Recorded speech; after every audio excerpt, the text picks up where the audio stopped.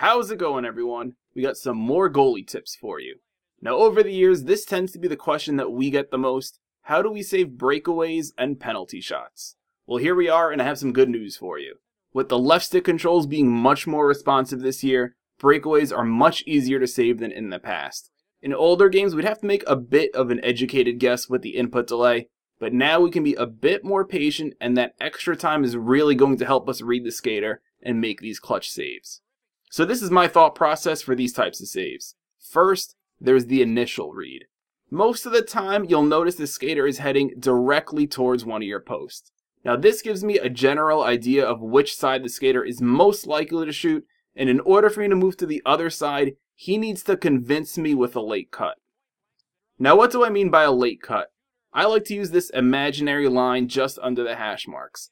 Any dekes before this mean nothing to me.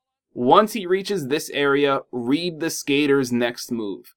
In this play, he's either going to continue skating to my left, or I'm going to see a hard cut to the backhand. He shouldn't have time for another move after that. Now to make this save, I only moved with the left stick.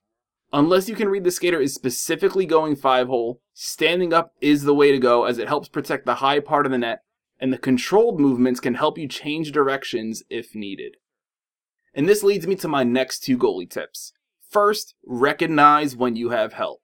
Yellow's doing his best here to stop the cross, but he's also cutting off the puck carrier's backhand, and he's forcing him to the right side.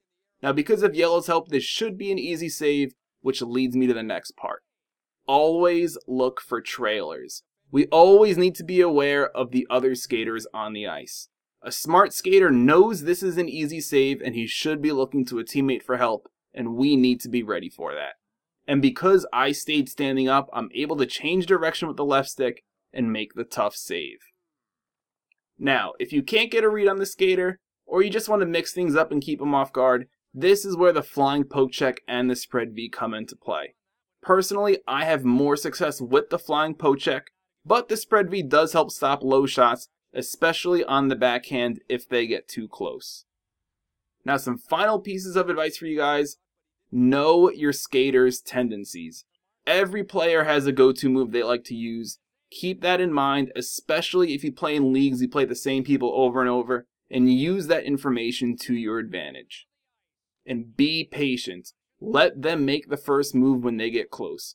With the more responsive controls, we can wait longer than ever, get as much information out of the skater as we can to make the save. And there you have it. So if you were struggling on breakaways, hopefully this is now a thing of the past. If you have any goalie questions, feel free to ask. Don't forget to follow us on the Twitter and the Twitches and all that good stuff. Thanks for watching, and I'll see you next time.